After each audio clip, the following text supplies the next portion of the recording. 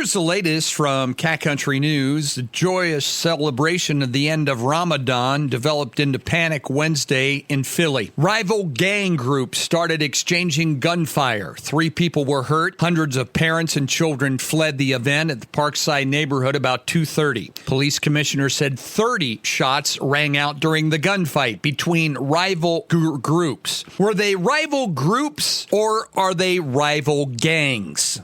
This is how AP does things. 5 people were in custody, including a 15-year-old boy who police said had a gun. He was shot in the leg and shoulder. 1 man was shot in the stomach. A juvenile victim suffered a wound to the hand. That's all they're telling us right now while they investigate. An Israeli airstrike in Gaza killed 3 sons of the terrorist organization's Hamas leader, Ishmael Haniyeh, according to Israel's army. The Israeli military confirmed they carried out the attack Wednesday, saying the men conducted militant activity in central Gaza, left Gaza in 2019, and left in exile. The top Hamas leader then moved back into the area. He was the one masterminding the attack on the Israeli people on October 7th, where 1,200 people were killed, brutalized, tortured. Awful what has happened there. Israeli bombardments and ground offensives will continue, according to Benjamin Netanyahu. In the meantime, Ukraine's parliament passed a law that will govern how their country recruits new members following months of delay. Lawmakers dragged their feet for months of this law. It's expected to be unpopular in the Ukraine. The law's passage Thursday was spurred by the request from Ukraine's military to try to mobilize now up to 500,000 more troops in their battle with Russia that Joe Biden and his administration is 100% behind. Vladimir Zelensky's attempt to get Russia out of there, but support for Israel waning among the anti-Semitic in D.C. Japanese Prime Minister Fumio Kishida heading to Congress today. He will address lawmakers on the importance of keeping a strong partnership between us and them at a time of tension in the Asian Pacific. He's visiting currently, was at the White House last night for a huge state dinner. The informal partnership between the U.S., Japan, Australia, India is important, they see, as countering China's growing military strength in the Asian region. Thousands more firearm dealers now across the United States will have to run background checks on buyers when selling at gun shows or another place outside of a brick and mortar store. The Biden administration rule will go into effect. The rule aims to close a loophole that has allowed tens of thousands of guns to be sold every year by an unlicensed dealer who does not perform a background check to ensure that the buyer is not legally prohibited from having one. The administration's latest effort to combat the scourge of gun violence, they say, across the country. Joe Biden and his family are lucky they don't live in Vietnam. A Vietnam court has just sentenced a real estate tycoon, Trung Mai Lan, to death in a financial fraud case. 67-year-old chair of a real estate company was accused of fraud. Nearly 3% of the country's GDP, $12.5 billion. She illegally controlled a commercial bank and was siphoning funds through it through ghost companies and fictitious companies that they were setting up, just like Hunter Biden did.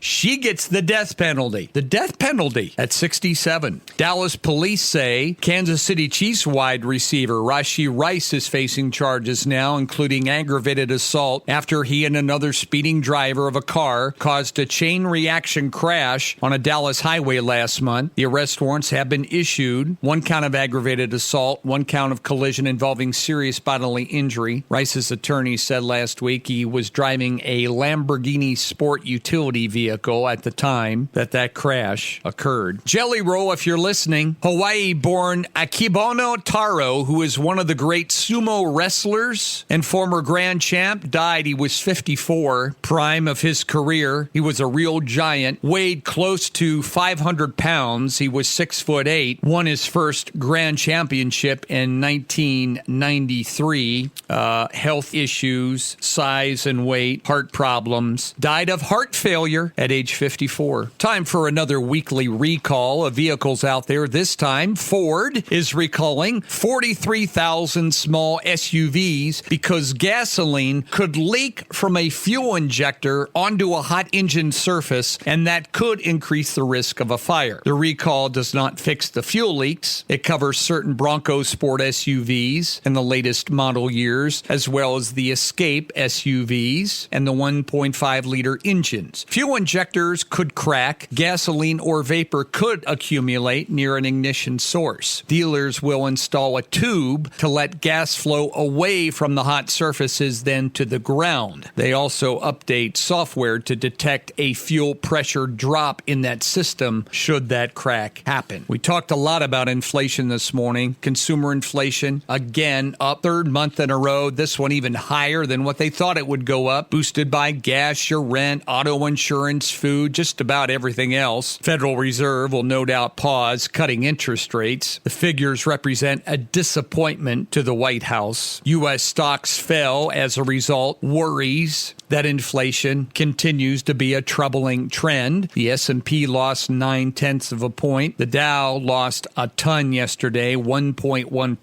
NASDAQ also down. Treasury yields leaped in the bond market, raising a little pressure on the stock market yesterday. This morning, Asian shares are mixed. Korean shares are little changed. Oil prices keep bouncing all over the place, but they were up again yesterday. That could mean, again, higher fuel prices at the pump. Some of the stocks that traded heavily yesterday, WD-40 was down substantially. The lubricants maker's fiscal second quarter revenue missed what analysts had forecast. There probably isn't a home in America that doesn't have a can of WD-40 in it. I'd agree with that. But once you have a can of WD-40, unless you're a farmer or rancher or somebody like that, that can of WD-40 will last you for 40 years. I think that's what the 40 means. But for most people. Yeah. But their stock was down. Macy's was up yesterday. The department chain named a couple new board members that they think's going to lead them to better things. Also yesterday, Delta Airlines was down a little bit. The airline fell along with other travel stocks, despite Delta Airlines' first quarter earnings and revenue forecasts beating what they thought. Delta Airlines said they're looking for a great summer as people once again return to travel. Oh, and the NTSB is investigating a crash in Philly that killed 2 people that involved the Ford electric vehicle that may have been operating on partially automated driving systems. It was a Mustang Mach-E sport utility vehicle. Both drivers of the cars were killed. The Mach-E hit a parked Toyota Prius that then rammed into a Hyundai Elantra. Ford's researching the crash, collaborating with investigators. It's the second one this year involving that car, as people are trusting these automated systems, and they are just not working. Down in Utah, state officials are hurriedly trying to shore up a dam. They found a 60-foot crack opened up and sent water pouring into a creek, and that's endangering the 1,700 residents in a downstream town. State and local officials don't think that the Panguitch Lake Dam is in any imminent danger of breaking open, but told residents be prepared to evacuate if the conditions worsen. How much time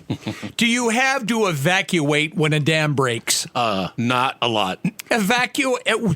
That's nearly impossible that you could evacuate. They're lowering the reservoir below the affected area, but that's going to take several days, which will lower the pressure on the dam. State and local leaders held a community meeting Wednesday to answer questions from them. The town is 10 miles from the dam, so they would have a little time, but they're trying to get that crack fixed, and they have to lower the water in the dam in order to do it. I don't know if any of you folks know about the spring and when runoff seems to be at its peak, right? But they're going to have a little trouble keeping up lowering the water with all the water that's going to be pouring into that thing here, coming out of the mountains here. But they'll probably get it done. Oh, and one more from Utah. Many other past Olympic hosts around the world decided in recent years that bringing the Olympic Games back wouldn't be worth the money. Salt Lake, though, one of the few places where Olympic fever still is burning strong 20 years after they hosted it back in 2002. The city's enthusiasm was on full display yesterday when members of the International Olympic Committee visited Utah yesterday, and they're expected to name name a city for the Olympics, and they are expected in July to name Salt Lake City the host for the 2034 games. They spent millions to try to ensure their Olympic facilities didn't fall into disrepair because they were hoping on hosting it again. And you know who's having a better day than all of us, folks? The members of the International Olympic Committee. They're starting their day off how most of us wish we could start ours. You know, hot coffee, I mean, and a Pop-Tart or something. So that Olympic Committee, they get around, don't they, Mark? As I would. Wow. Cat Country News Time is 6:42. In sports, start of the big one today, the Masters, delayed by 2 hours because of the rain and the wind that's coming through. It's going to start 8:30 our time. Who won the par 3? Ricky Fowler. The final group of the day, Dustin Johnson, Colin Morikawa, and Tommy Fleetwood will tee off at 2:30 our time. Honorary starters Jack Nicklaus, Gary Player, and Tom Watson. Wow. Will hit. You know what? They won't finish then. That's 4:30 Georgia time.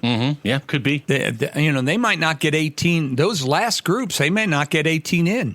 40 to 45 mile an hour wind gusts, rainfall 1.5 to 2.5 inches. Well, the wind shouldn't be a problem. If you play Pryor Creek, you can play in 45 mile an hour wind because I have. Some holes is great. That ball really carries from the tee box. Other holes, not so much. But they don't have a beer cart at Augusta, Mark, so the players... Pryor didn't have a beer cart. Don't they? No. Oh, I thought they did. No, there's on the south course, there's a beer shack. And then at the turn after 9, you can stop at the clubhouse and get something. Yeah. I've got a little backpack cooler and... Oh, yeah, there you go. Well, you can't take the chance. So I get it. You got your two kinds of golfers. You got your prepared, and you got your guy that says, "Hey, can you loan me a beer?" you got your guys that are there to golf, and then you got your other guys. I'm there to socialize. Yeah. 61 today. Going to be a little warmer, even though we're starting out cooler. Should be partly sunny. Friday, 75 degrees. Saturday, 73. Mark has a tee time for Saturday. Next week, though, we might not. We get to about, Wednesday, Thursday. We might not even get above freezing again. Wow. Yeah, and a 60% chance of snow again next week. So that's the way it works here in the spring. 30 degrees out now, outside right now. First light, sun beaming off of that airport control tower. What up, guys? That's what's happening. Mark and Paul here together. Game day today. Bull riding tickets for you.